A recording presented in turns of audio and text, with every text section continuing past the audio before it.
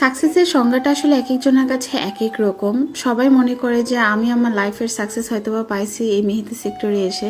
না, মেহেদি সেক্টরে তো আমি আসছি 2019 সালে, কিন্তু আমি আমার লাইফে সবথেকে বড় অ্যাচিভমেন্ট বা আমার নিজের কাছে মনে হয়েছে আমি সাকসেস সেটা পেয়েছি 2017 সালে, যখন আমি নসাউতে স্টুডেন্ট অবস্থায় ছিলাম। ম্যাক্সিমামই মনে করে নসাউতে যারা পড়ে তারা ম্যাক্সিমামই হচ্ছে একদম বড় লোকের কোটিপতির সন্তান, বাট এটা না। ওখানকার দেখা যায় অলমোস্ট অনেকেই মধ্যবিত্ত বা উচ্চ মধ্যবিত্ত ফ্যামিলি থেকেও যায়, যারা টিউশন ফিটা যখন চায় বাবা মার কাছে তারা নিজেরা ফিল করতে পারে যে এটা কতটা কষ্টের পর আসতেছে। বা সত্যি বলতে আমি আমার বিষয়টা আমি ফিল করতে পারতাম।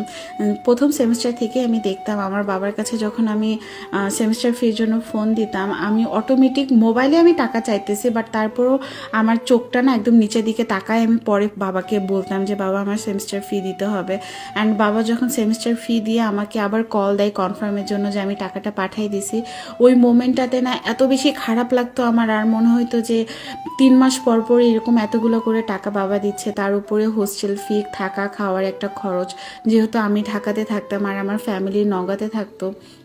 এত বেশি খারাপ লাগতো তখন। মনে হতো যে না, এই টাকাগুলো আমার বাবার অনেক কষ্টের ইনকামের টাকা, এটা দিয়ে আমাকে ভালো কিছু করতে হবে। কিন্তু আমি যখন দেখলাম যে 7 সেমিস্টার পর্যন্ত বাবার কাছে আমি যে 7বার আমাকে টাকা চাওয়ার জন্য ফোন দিতে হয়েছে যে সেমিস্টার ফির জন্য, প্রতিবারই এতটা লজ্জা লাগতো। আমি কোনোভাবেই চোখ তাকায় বাবার দিকে হচ্ছে মানে ফোনে তো কথা বলতাম, তাকানো আর কি, সামনাসামনি তো থাকতাম না, কিন্তু তারপরও নিজের কাছে অনেক বেশি গিল্টি ফিল হতো। আবার অনেক সিনিয়র ভাই আপুরাও বলতো যে বিবিএ পাশ করার পরে আবার এমবিএ করতে হবে, আদারওয়াইজ ভালো স্যালারি জব পাবো না। তো সব মিলায় ডিপ্রেশন থেকে আমি টিউশনি করানো শুরু করে দিই, যে টিউশনি করালে অ্যাটলিস্ট নিজের হাত খরচের টাকাটা উঠে আসবে। বাট আল্লাহর রহমতে 2017 সালেই আমার এত এত টিউশনিও হয়ে যায় যে আমি একটা কোচিং সিস্টেম করে ফেলেছিলাম। অ্যান্ড হোস্টেল থেকে একটা বাসা ভাড়া নিয়েছিলাম যাতে করে ওখানে ব্যাচ আকারে পড়াইতে পারি।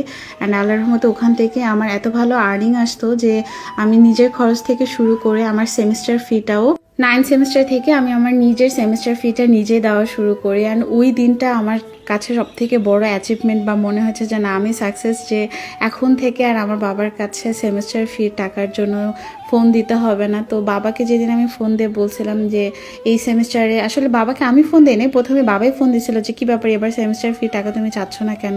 তখনই আমি বাবাকে বলি যে না, আমি টিউশনি করাচ্ছেন, এখান থেকে আল্লাহর মতো ভালো আর্নিং আসতেছে, সেখান থেকে আমার সেমিস্টার ফিটা আমি দিতে পারতেছি। যদিও বাবা বলছিল এত কষ্ট করার দরকার নেই, পড়ালেখা করতে গেছে ওখানে মন দিয়ে পড়ালেখা করো, এভাবে আবার টিউশনি করালে পড়ালেখাতে হ্যাম্পার হবে। বাট আমি বাবাকে বলছিলাম যে না, সমস্যা নেই, ইনশাল্লাহ আমি দুইটাই ভালোভাবে ম্যানেজ করতে পারবো। আর ওই দিনটাতে আমার কাছে মনে হয়েছিল যে আমি আমার লাইফে সাকসেস। বাট টিউশনিটা আসলে বেশি দিন কন্টিনিউ করতে পারছিলাম না, অনেক বেশি মনে হচ্ছিল যে এটা আসলে ফিউচার নাই। তখনই ভাবলাম যে না, আমাকে এটা সুইচ করতে হবে। দেন আমি মেহেদি সেক্টরটাতে আসি, ওইটা একেবারে ছেড়ে দিয়ে, কারণ আমি বুঝছিলাম যে দুইটা একসাথে আমি ম্যানেজ করতে পারবো না, যে কোনো একটা চুজ করতে হবে। তখন আমি মেহেদি জিনিসটাকে চুজ করি, কারণ এটা আমার করতে অনেক ভালো লাগতো।